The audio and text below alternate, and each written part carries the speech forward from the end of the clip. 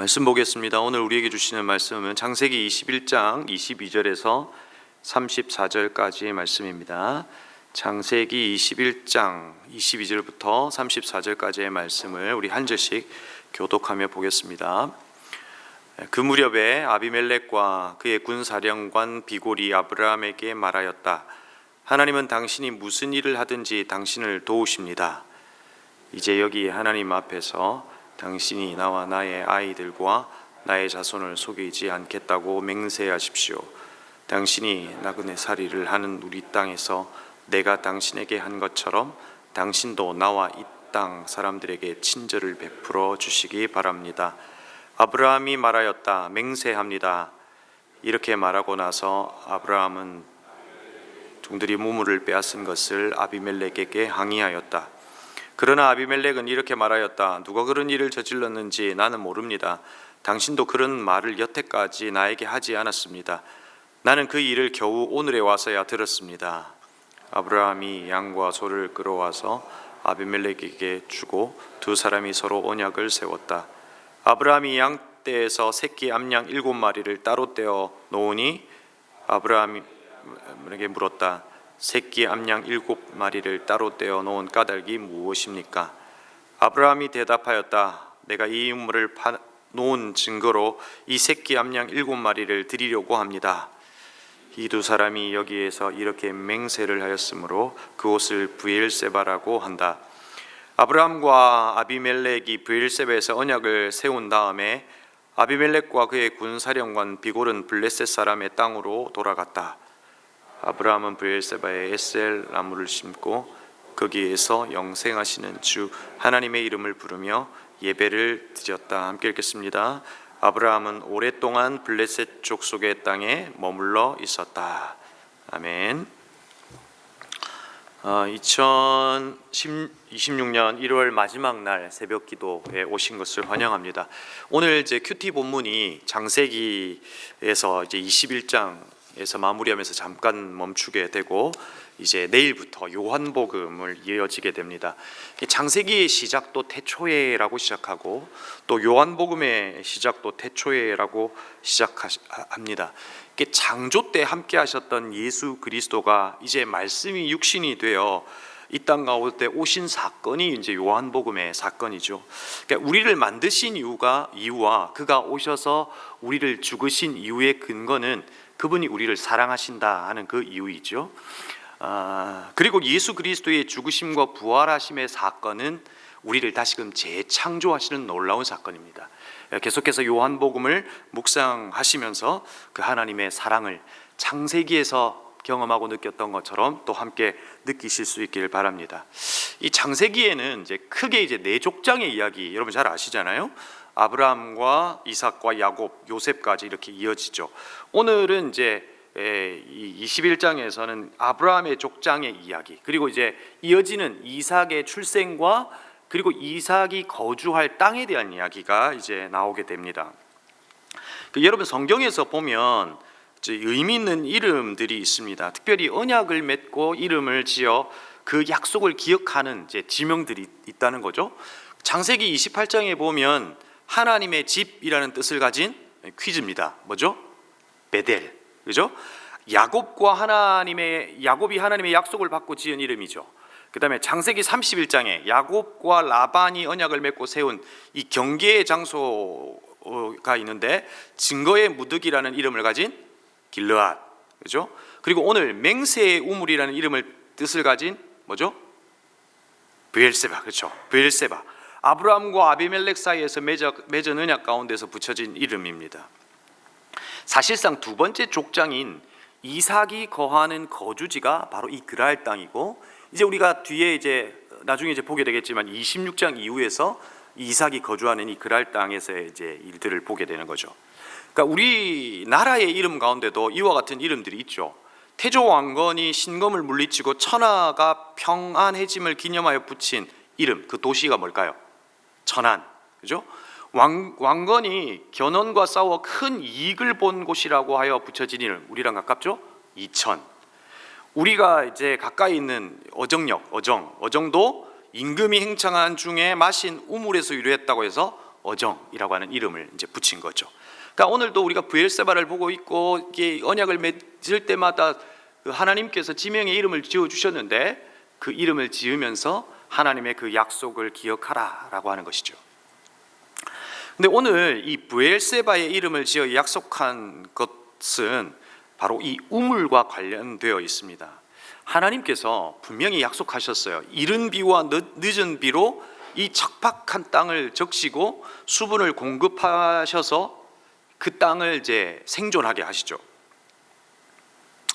그런데 그 하나님께서 이른 비와 늦은 비를 주시고 또 이슬을 먹고 살아가는 이 짐승과 그 땅이 생존을 하게 하시지만 이 척박한 팔레스타인 땅에서는 아래로부터 솟은 물이 있죠. 그게 뭐예요? 우물이잖아요. 그 우물이 너무나 중요했어요.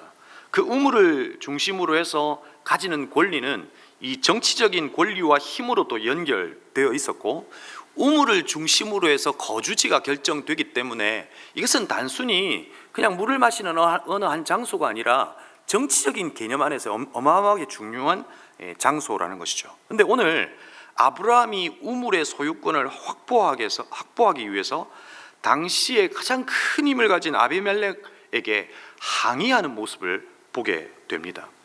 그런데 여러분, 이 모습이 너무나 낯선 아브라함의 모습이 아니에요? 그랄 땅으로 갔을 때 아내를 뭐로 속였어요?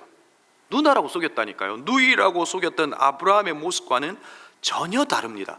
그에게는 어떤 두려움도 어떤 떨림도 없이 당시의 왕이었던 아비멜렉에게 우물의 소유권을 지금 요구하고 있고 항의하고 있다. 이게 개역개정으로 보면 책망하고 있다는 것을 보게 돼요. 완전히 다른 모습이죠. 어떻게 해서 이렇게 달라졌을까? 한번 또 뒤에 살펴봤으면 좋겠어요.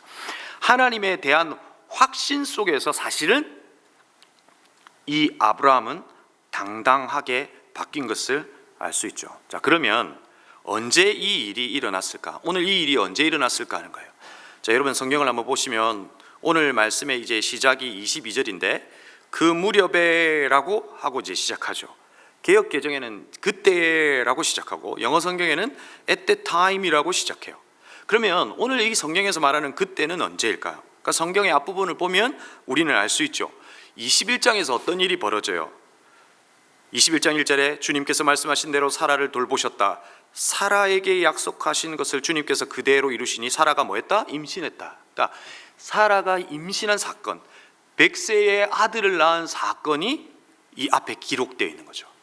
그러니까 바로 그때의 이야기를 하고 있는 거예요.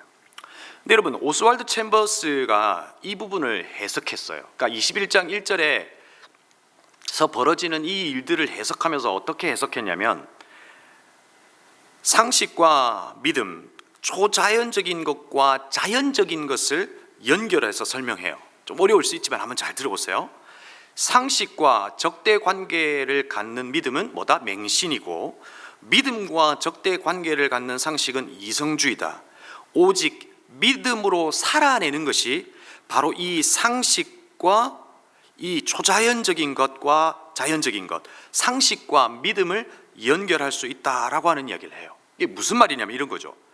사라가 그 나이에 임신하는 거는 자연적이에요, 초자연적인 거예요? 예, 임신할 수 없는 거죠. 그러니까 사실은 상식적이지 않는 일이죠. 자연적이지도 않는 일이에요. 그러나 하나님께서 약속하셨고 그 약속을 믿는 믿음 안에서 초자연적인 사건을 통해서 우리의 상식과 우리의 생각을 깨뜨리시고 하나님, 내가 너의 하나님이야 라고 증거해 주신다. 우리는 바로 그 하나님을 만날 수 있다. 바로 믿음으로 그분을 바라보는 자에게 바로 이 하나님을 만날 수 있다 하는 이야기를 하고 있는 거죠. 자, 그래서 하나하나 정리해 볼게요. 그래서 중요한 게 뭐냐는 거예요. 21장 1절에 이제 말씀을 보면 이렇게 시작하죠. 주님께서는 말씀하신 대로라고 시작해요.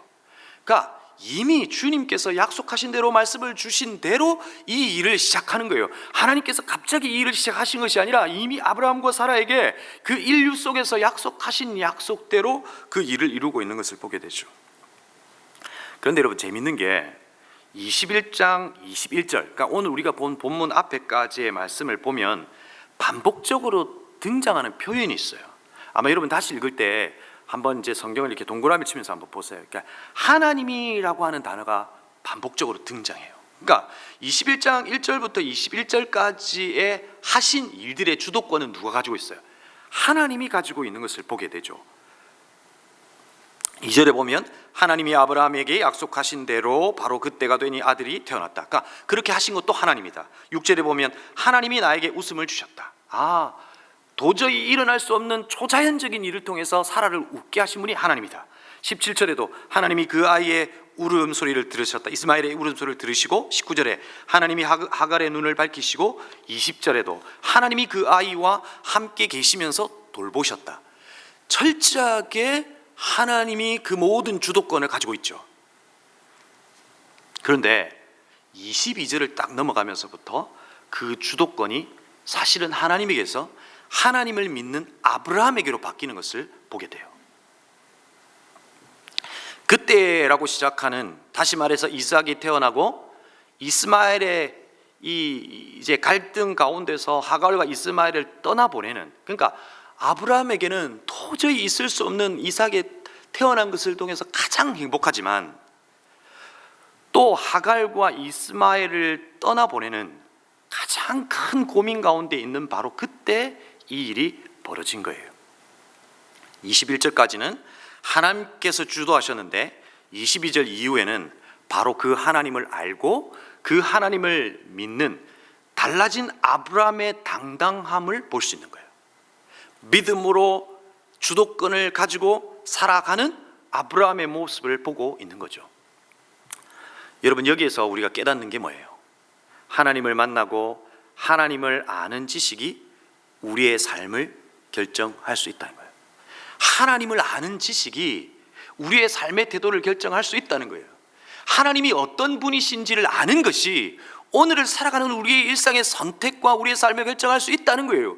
전능하신 하나님이다 라고 하는 것을 알고 있다면 우리는 우리의 상식과 우리가 할 수 있는 만큼이 아니라 하나님이 하실 수 있는 만큼 그분을 신뢰하고 믿을 수 있다는 거예요. 무소부재하신 분이라는 것을 안다면 하나님이 언제 어디서건 우리에게 오셔서 내가 너의 아버지다 말씀하시는 하나님을 알고 그 믿음 가운데 살아갈 수 있다는 거예요. 오늘 아브라함이 그 하나님을 만난 거예요. 100세 때 아들을 낳는 일을 보면서, 하나님께서 하신 일들을 보면서 그는 사람을 두려워하지 않고 이제 하나님을 두려워하는 거죠. 여러분, 다윗이 골리앗을 쓰러뜨린 그 사건은 무엇으로 바탕이 되어서 그렇게 한 거예요? 전능하신 하나님에 대한 이 다윗의 지식과 그리고 그 하나님에 대한 거룩한 상상력이 골리앗을 쓰러뜨리게 한 거예요. 아브라함도 이제 상황을 대하는 태도가 아내를 누이라고 속였던 20장의 그랄 땅에서의 모습과 완전히 다르다는 거예요. 하나님을 아는 지식, 그리고 그 하나님을 거룩한 상상력으로 바라보면서 그는 그의 삶의 태도가 완전히 바뀌었다는 거예요. 사랑하는 성도 여러분, 저와 여러분도 그 하나님을 만나실 수 있기를 바랍니다. 그 하나님을 아는 지식이 오늘을 살아가는 우리의 삶의 태도를 결정할 수 있기를 바랍니다. 제가 요새 반복적으로 하는 말인데 1년 전에는 여러분 보통 이렇게 하면 다 아멘 하셨어요. 이 정말 중요한 이야기를 하는데 하나님을 아는 만큼 살아내요. 그러니까 우리는 하나님을 아는 게 진짜 중요하다고요. 기도하러 오셨죠? 오늘 기도하면 하나님 응답하실 거예요. 그런데 하나님이 원하는 건 뭐예요? 기도 응답이라고 하는 결과가 아니에요. 그 기도를 응답하실 수 있는 하나님이에요. 왜 목장에서 기도하는 거예요? 기도 응답이 그렇게 중요해요? 하나님에게는 그렇게 중요한 건 아니에요. 그 응답을 통해서 나는 너의 이런 하나님이다라고 하는 걸 증거하는 거예요. 하나님에게 가장 중요한 건 나를 아는 거예요. 왜냐하면 아는 만큼 사니까, 아는 만큼 용기 있게 당당하게 사니까. 오늘 아브라함의 그 모습을 보고 있는 거죠. 그런데 하나님의 주도하심을 목격하고 깨달은 또 하나의 사람이었어요. 오히려 어떤 면에서 보면 아브라함보다 더 믿음 좋은 사람 같아요. 그게 바로 아비멜렉이에요. 그랄 땅의 왕이죠. 이제 여러분, 바로가 애굽 왕의 칭호였다면 이 블레셋 왕들의 칭호가 바로 아비멜렉이에요. 그가 아브라함을 찾아와 하는 말이 뭐예요? 하나님은 당신이 무슨 일을 하든지 당신을 도우십니다. 이제 여기 하나님 앞에서 당신이 나와 나의 아들들과 나의 자손을 속이지 않겠다고 맹세하십시오.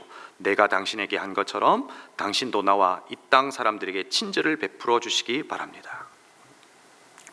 여러분 한번 생각해 보십시오. 오늘 비골이라고 하는 군사령관을 데리고 올 만큼 당시의 나라가 조직된 나라였어요. 그러니까 아브라함은 유목이었잖아요. 그러니까 떠돌아다니는 그런 유목 생활을 했던 모습과는 전혀 다른 조직된 이 왕이에요. 그 군대 장관을 데리고 왔던 힘센 장관이 지금 아브라함에게 뭐 명령하는 게 아니라 약속을 좀 친절을 베풀어 달라고 이야기하고 있는 거죠. 여러분, 이 아비멜렉이 뭘 본 거예요? 아브라함에게 있는 힘을 본 거예요? 아니에요. 아브라함과 함께 하시는 하나님을 본 거예요. 하나님과 함께 하시는 아브라함을 보았기 때문에 그랄에서 아내를 누이로 속였을 때 또 그 꿈에서 나타난 하나님을 만났기 때문에 아비멜렉의 아내와 여종들이 태문이 닫혀서 출산을 못했잖아요. 근데 아브라함이 그들에게 기도해주고 그것이 치유되고 아이가 출산하는 그 태문을 여신 하나님을 보았잖아요. 그리고 할머니 사라가 임신을 하고 아이가 출산하는 것을 근거리에서 봤잖아요. 그러니까 아브라함도 그 하나님을 아는 지식이 오늘 아브라함을 대하는 태도가 바뀌었던 거예요.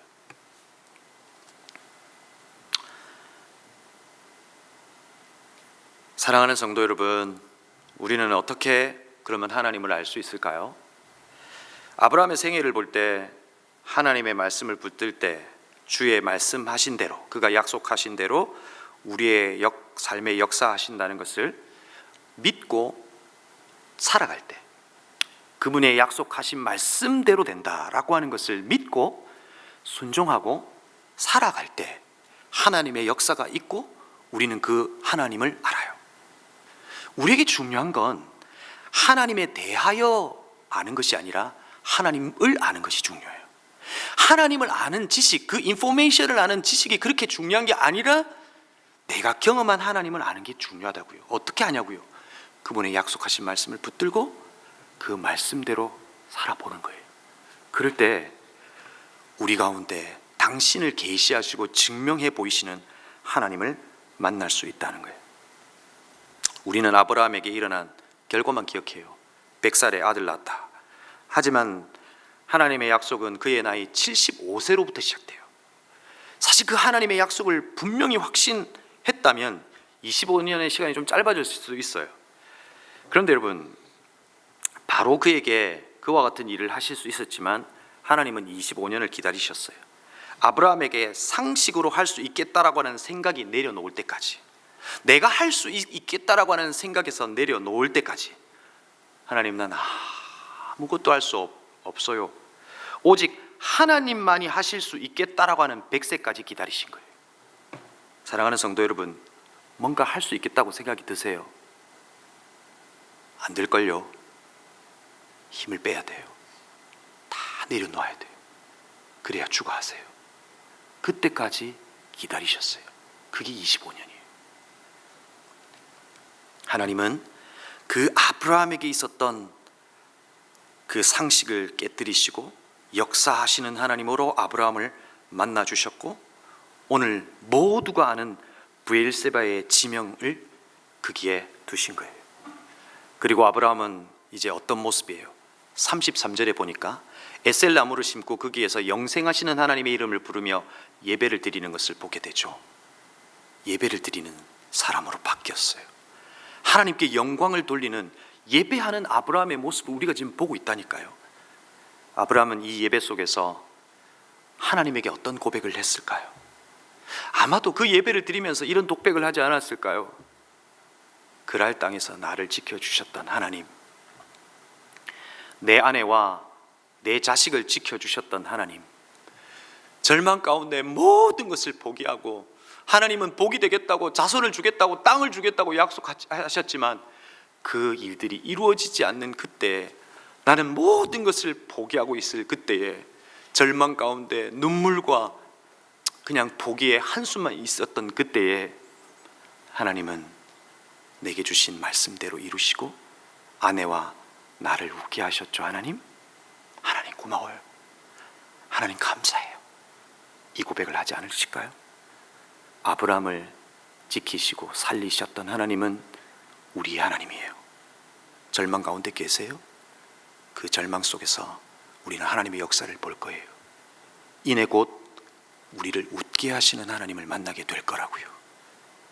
그리고 이 땅을 쫄지 않고 하나님을 아는 지식 가운데 하나님을 예배하며 당당하게 살 수 있을 거라고요.